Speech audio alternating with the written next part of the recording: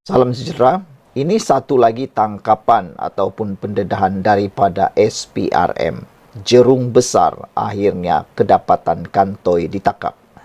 Apabila ini melibatkan rasuah projek Lebuh Raya, SPRM perlukan kenyataan 50 saksi lagi. Wow, ini memang luar biasa hebat. Saksinya saja mencapai 50 orang. Agak-agak berapa jumlahnya yang terlibat ini. SPRM memerlukan kenyataan saksi seramai 50 orang lagi bagi membantu siasatan terhadap pengurusan tertinggi syarikat konsensi Lebuh Raya yang ditahan sebelum ini selepas disyaki meminta serta menerima rasuah bernilai lebih RM1.6 bilion ringgit membabitkan pembinaan dua projek Lebuh Raya di Lembah Kelang. Ketua Pesuruhjaya SPRM Tan Sri Azam Baki berkata, setakat ini seramai 11 orang sudah ditahan termasuk Ketua Pegawai Eksekutif Syarikat Terbabit dengan 11 kertas siasatan sudah dibuka katanya lagi. Saya ada mendapat makluman daripada pegawai atasan atau siasatan. Daripada pegawai siasatan, kertas siasatan sedang giat disiapkan di mana setiap satu siasatan memerlukan tambahan 5 ke 6 orang saksi lagi katanya lagi. Jadi, kalau 11 kertas siasatan, maksimum dalam 50 orang saksi yang diperlukan dipanggil bagi memberikan keterangan. Katanya pada sidang media selepas merasmikan program inisiatif pencegahan rasuah melalui pemerkasaan, amalan perakaunan dan pengauditan di sebuah hotel di sini hari ini. Hadir sama Akauntan Negara Nur Yati Ahmad, Naib Chancellor UiTM Profesor Datuk Dr. Sharin Sabib Sahabuddin, Timbalan Ketua Audit Negara Kewangan Fatima Ramuji, Ketua Pegawai Eksekutif MIA Dr. Wan Ahmad Rudirman Wan Razak, Presiden MICSA Datuk Akbar Moin Duni, Timbalan Ketua Pegawai Eksekutif SSM Rezi Izwan Ramli dan Pengarah Jabatan Khas Lembaga Hasil Dalam Negeri LHDN Datuk Akmal Johari Ismail. Azam berkata, banyak keterangan perlu diperoleh daripada pihak kontraktor dan sebagainya. Terdahulu beliau melaporkan 8 individu termasuk seorang CEO dan 2 pengurusan tertinggi syarikat konsesi Lebuh Raya di Reman selepas disyaki meminta serta menerima rasuah bernilai lebih 1.6 bilion ringgit membabitkan pembinaan 2 projek Lebuh Raya di Lembah Kelang. CEO bergelar Datuk bersama 2 pengurusan tertinggi syarikat konsesi itu dan 5 lagi individu yang juga pemilik sebuah syarikat di Reman bagi membantu siasatan. Mereka ditahan menerusi ops lintas ketika hadir memberi keterangan di Ibu Pejabat SPRM pada 24 Jun lalu. Saudara-saudara sekalian, dengan adanya laporan ini, kita terkejut. Adakah ini adalah kes yang paling besar bakal kita temui? Rasuah projek Lebuh Raya? SPRM perlukan kenyataan 50 saksi lagi, kata Azam Baki. Kita jumpa lagi. Bye-bye. Salam sejahtera. Terima kasih kerana bersama dengan saya di Nazalin Unity Channel. Ini pendedahan paling luar biasa kerana melindungi premis pelacuran. Timbalan pengarah bersama 5 penguatkuasa PBT didakwa terima rasuah esok. Yang ini kita bolehlah sebut padan muka. Siapa suruh pergi lindungi premis pelacuran? Itu sebabnya premis-premis pelacuran, rumah-rumah urut yang tipu, rumah-rumah urut yang menggunakan modus operandi kononnya mengurut, tapi rumah pelacuran kekal berselerakan di negara ini.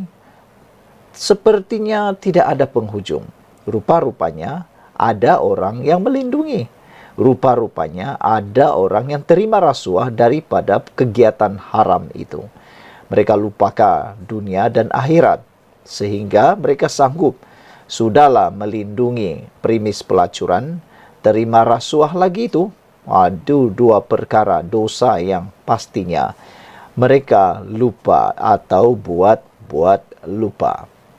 Hari ini sekali lagi didedahkan kerana lindungi premis pelacuran timbalan pengarah bersama 5 penguatkuasa PBT didakwa terima rasuah esok.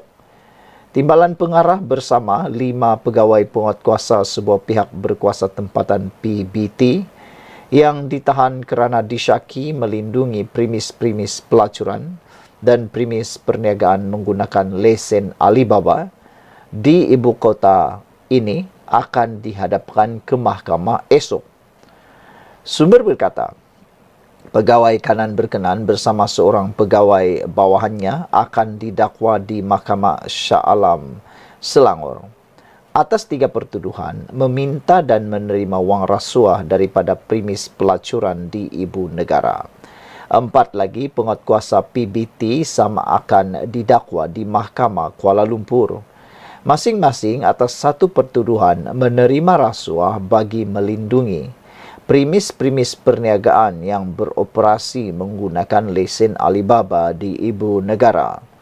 Pegawai kanan PBT berkenaan akan didakwa atas 3 pertuduhan kerana meminta dan menerima rasuah berjumlah kira-kira RM130,000, manakala seorang pegawai bawahannya akan dituduh atas 1 pertuduhan meminta wang rasuah daripada premis-premis pelacuran. Sementara 4 penguatkuasa terbabit pula didakwa kerana menerima wang rasuah antara RM200 hingga RM800 daripada premis yang menggunakan lesen Alibaba bagi melindungi mereka daripada dikenakan tindakan penguatkuasaan, katanya.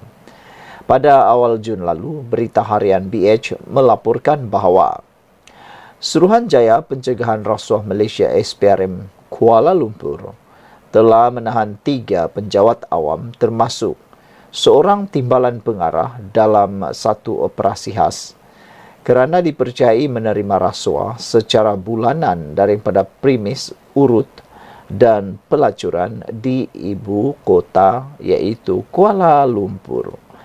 Manakala bulan lalu, SPRM Kuala Lumpur telah menahan 8 penguatkuasa PBT kerana dipercayai menerima rasuah daripada premis-premis perniagaan yang beroperasi tanpa lesen yang sah serta menggunakan lesen Alibaba. Sekian dulu untuk kali ini. Jangan lupa tinggalkan komen anda. Selamat petang, salam sejahtera. Ini berita baik yang diumumkan oleh Perdana Menteri kita, Anwar Ibrahim. Siapa sangka bakal diumumkan kenaikan gaji penjawat awam pada hari Jumaat ini, dijangka akan diumumkan. Tetapi yang lebih hebat daripada itu ialah harga diesel kini turun 5 sen lagi. Wah! Jadi apa lagi, walau nak kata, apalagi Perikatan Nasional nak kata. Kalau sebelum ini mereka teriak-teriak, menjerit-jerit, minta supaya Anwar Ibrahim turunkan harga minyak seperti yang dia janjikan, kini Anwar Ibrahim telah menunaikan janji menurunkan harga minyak. Minggu lepas telah turun 5 sen, minggu ini turun lagi 5 sen. Jadi ini sebenarnya berita baik untuk kita semua. Dengan kenaikan gaji penjawat awam dan dengan penurunan minyak harga diesel ini, maka dijangka tiada kenaikan harga barang, bahkan mungkin berlaku penurunan harga barang. Harga runcit diesel diturunkan sebanyak 5 sen lagi kepada RM3.25 berbanding RM3.30 seliter pada minggu lalu. Menurut Kementerian Kewangan, penurunan tersebut berlaku berikutan keadaan semasa harga minyak global baru-baru ini. Kerajaan bersetuju menurunkan harga runcit diesel di Semenanjung Malaysia sebanyak 5 sen seliter kepada RM3.25 seliter dari 15 Ogos 2024 hingga 21 Ogos tahun 2024. Bagaimanapun, harga RON 97 kekal pada harga RM3.47 seliter, manakala RON 95 pada RM2.05 seliter. Harga diesel di Sabah, Sarawak dan Labuan pula kekal RM2.15 seliter bagi tempoh 15 Ogos hingga 21 Ogos. Kerajaan akan terus memantau kesan perubahan harga minyak mentah dunia serta mengambil langkah yang bersesuaian bagi memastikan kebajikan dan kesejahteraan rakyat terus terpelihara, kata kementerian itu petang tadi. Saudara-saudara sekalian, dengan pengumuman yang luar biasa ini, kenapa kita sebut luar biasa? Kerana Anwar Ibrahim sangat berani memperjuangkan apa yang betul untuk rakyat Malaysia. Dijangka dengan pengumuman ini, maka tambah meroyanlah walaun yang sudah kehabisan modal, kata netizen. Harga diesel turun lagi 5 sen. Kita jumpa lagi, share video ini. Bye-bye. Salam sejahtera, terima kasih kerana bersama dengan saya di Nazlin Unity Channel. Saudara-saudara sekalian, ini satu pendedahan berkait dengan Wan Faisal Wan Ahmad Kamal, yang mana baru-baru ini telah pun digantung Parlimen, hadir Parlimen selama 6 bulan. Selepas beliau digantung Parlimen, banyaklah ulasan-ulasan beliau yang mula timbul.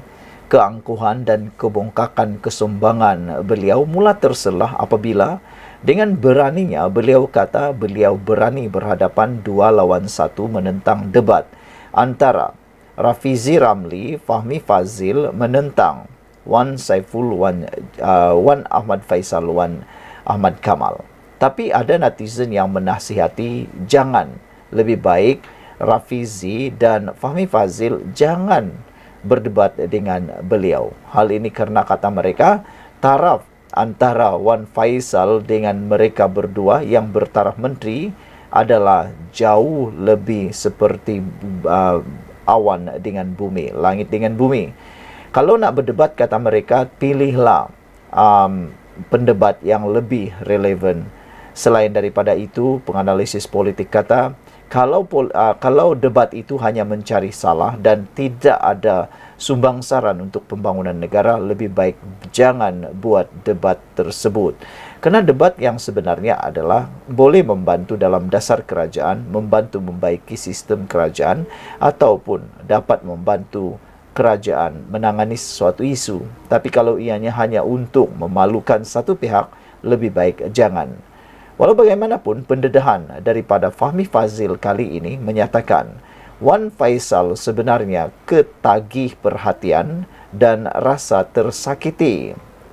Apa pendapat anda tentang pendedahan Fahmi Fazil ini? Benarkah apa yang beliau katakan ini? Menteri Komunikasi Fahmi Fazil menyifatkan ahli Parlimen Machang Wan Ahmad Faisal Wan Ahmad Kamal sebagai ketagih perhatian apabila mencabar beliau dan Menteri Ekonomi Rafizi Ramli berdebat mengenai isu penjualan saham Malaysia Airport Holdings Berhad kepada BlackRock Inc.